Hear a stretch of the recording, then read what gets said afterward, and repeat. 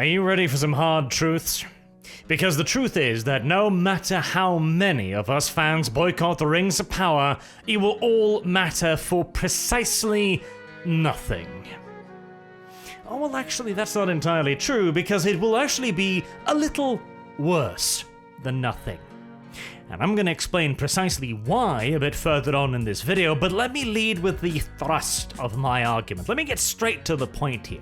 What you should be doing is not boycotting the Rings of Power, refusing to watch it on grounds of principle. What you should be doing is finding some alternative way of getting access to the TV series when it arrives on Tolkien's death day.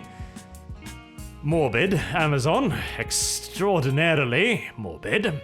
And then, what you should do is write a review. You should post it on Rotten Tomatoes. You should post it wherever you can where you think people can see it. If you have access to a YouTube channel and an audience, you should make a review there as well. And I urge everyone to do this because to Amazon, a negative response is far more damaging than a lost view. And the simple reason for that is because we and Amazon have the exact same target audience in mind. The normies. Amazon wishes to convince the normie hordes that this is the modern Tolkien, the good Tolkien, the diverse and inclusive Tolkien.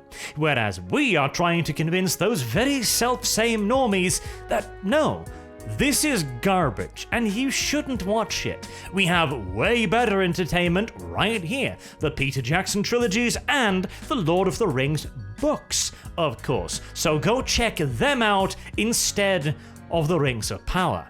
And the only way we can do that is by being vocal, by being out there, aggressive, loud and proud. And now that I've made my big ask, I've presented my strategy, allow me to substantiate my claims a little bit here, tell you my reasoning, because this does go against the orthodoxy, does it not? The best response to an Amazon product like this that does not give two figs about the fans would surely be to not give two figs about it either. Vote with your wallet and deny Amazon your money. Here's the problem.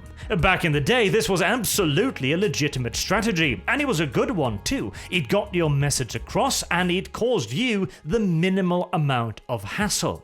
But when you are dealing with one of the largest companies in human history, a company that has a market capital of $1.5 trillion, that has a revenue of several $100 billion every year, the pocketbook is simply no longer a valid target, as even if by some Christmas miracle we managed to guarantee that Amazon never earned a single cent on The Lord of the Rings, that billion-dollar hole would be filled up by fresh money the next day. Literally, in some particularly good Amazon revenue years. And that is, of course, in some kind of pie-in-the-sky impossible scenario where we actually managed to get millions of people to not care. The trailer was watched some 27 million times on the Amazon Prime channel alone. And on the official Twitter, they claimed 257 million total views in the first 24 hours. And this was in large part due to the fact that Amazon dropped $6.5 million on a Super Bowl ad slot like it was pocket lint. And to make matters just a pinch worse as well, the show doesn't even, strictly speaking, need this kind of exposure, as Amazon is co-opting here one of the biggest, most widely known and beloved names in fantasy. They are making the next Lord of the Rings. Make no mistake, the first episode of The Rings of Power will be watched by millions, probably tens of millions of people. And trying to prevent that from happening, trying to stop that, is a Sisyphean task. And let me make clear here as well, this is not a black pill. The forces arrayed against us are formidable to the point of parody, But we are not helpless. It is, however, of paramount importance that we accept reality and formulate our strategy based upon it if we are to have any hope of winning this, perhaps one of the most decisive battles in the culture war ever. Because as some old Chinese dude once said, if you know yourself and the enemy, you need not fear the outcome of 1,000 battles. But if you know only yourself or only the enemy, you've got at best a 50-50 shot. And if you know neither, your ass is grass before the game even begins. Slight paraphrase perhaps, but the sentiment remains correct and accurate. So, what exactly are we up against? Well, that is where the bad news begins. As mentioned, we are up against one of the largest corporations in human history, with an absolute, genuine, literal mountains of money at their disposal. They can buy ad slots from here to the release of the show 24/7 on every channel in existence and still have money left over. And they're not even gonna need to do that, as the mainstream media, the mainstream entertainment media, and every progressive outlet will be in lockstep behind Amazon every moment of it. They will write puff piece after puff piece, and they will defend absolutely everything Amazon will do without question. But, believe it or not, this is something we can use to our benefit. We can turn our enemy's strength into a weakness here. Because again, there is nothing we can do to stop Amazon's PR machinery, and trying is a waste of effort. So why not simply join in? A negative response is far worse to Amazon than a lost view. That is the point I will repeat once again, because whilst we can't stop their machinery, we can write our own reviews. We can gain access to the show via ways that don't benefit Amazon, and we can write accurate and scathing reviews and post them everywhere. We can make noise, we can be vocal, we can go to their YouTube videos and post underneath every single one. Evil cannot create, only corrupt.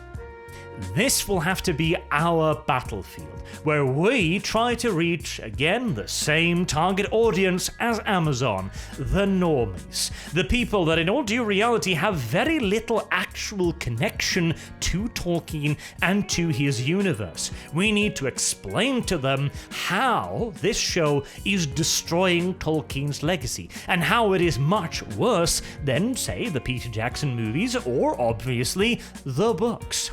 We need to give them an alternative, and we need to, for lack of a better word, make it cool to hate the Rings of Power and Amazon. Frequent usage of the word corpo shill is highly encouraged. But why? Well, let me explain too, because you might think, oh well, the obvious thing is we'll try to convince the normies and maybe they won't watch it, but isn't this just kind of then a boycott with an extra step? Here's the thing. Amazon's main goal with the Rings of Power is not necessarily to earn money. That is why they've already greenlit 5 seasons of a show that demonstrably does not capture the spirit of Tolkien and actively goes against it. This is a long-term move, and it is to conquer Tolkien and the setting. They want to make it so that Tolkien and the Lord of the Rings is an Amazon property, and they will do that by bending, breaking, and changing Tolkien in the minds of the normie. And this campaign has already begun. It's already underway. As I've said again and again, the beardless black dwarf was not an accident. It was a strategy. It was a move on a chessboard. Amazon knew that 2 things would happen when they presented the beardless black dwarf. 1, any fan would look at that and go, hold on, that's bullshit. That's absolute bullshit. And they figured, alright, maybe making her black wouldn't be enough. Because in this day and age, race-swapped characters is just the norm, tragic though that may be. So they took away her beard as well. Now that they knew would get a reaction, and the moment that reaction occurred, step 2 slammed into place like that, as every mainstream entertainment outlet furiously hammered out the precise same article, calling the fandom toxic, racist, sexist, etc., etc. This is their first move to alienate us in the eyes of the normie. Now, luckily for us, this is a strategy and a tactic that has been used again and again and again and again for the last decade or so, and it is growing a lot less effective. In fact, if anything, a lot of normies will now look at that and go, based. Unironically. That is also one of the reasons why I think that this is one of our best opportunities to strike a decisive blow against wokeness in the mind of the normies, by hammering loose on an entity practically set up for failure. Because again, The Rings of Power is not made first and foremost to be a good TV show, it is made first and foremost to be a diverse TV show. And the normies are getting just about as sick of that refuse as the rest of us are. Now you might also be thinking that I'm hyperbolic here, I'm exaggerating things just a little bit. Surely Amazon will not be able to claim the setting, everyone knows what Tolkien is after all, right? Well, no, that's the thing. Any current day conversation with a normie is likely to revolve primarily around the movies, the Peter Jackson movies, rather than the books. And even if you are discussing the books, the movies will almost invariably come up at some point in comparison or in relation to. This is for many reasons, and one of which is simply the fact that the movies are a more impactful medium that also reaches a lot of people and leaves a strong impression on them as well. But you might also say that, oh, that's only because the movies were good, right? If the Amazon's Rings of Power is garbage, then surely no one will want to watch it and no one will give them credit for running The Lord of the Rings. Well, now I point you towards Disney. And the fact that with the Rey trilogy and the subsequent various little TV series, bearing in mind Amazon also has a bunch of other TV series in works as well, Disney has managed to neatly split Star Wars in two, dividing it between canon, the Disney canon, and Legends, the extended universe. If Disney can do that with the Rey trilogy, you better bet your ass that Amazon can do it over 5 seasons. But that is only if they are given the chance to do so, the opportunity to set the narrative and determine the course of the story. If we deny them that, if we point out how absolutely awful it is, how against Tolkien's work it is, how little of it is actually The Lord of the Rings, again, we can't prevent the first episode from being viewed by millions, but we can have a big effect on how many watch the second episode, and an even more pronounced effect on how many people watch the second season.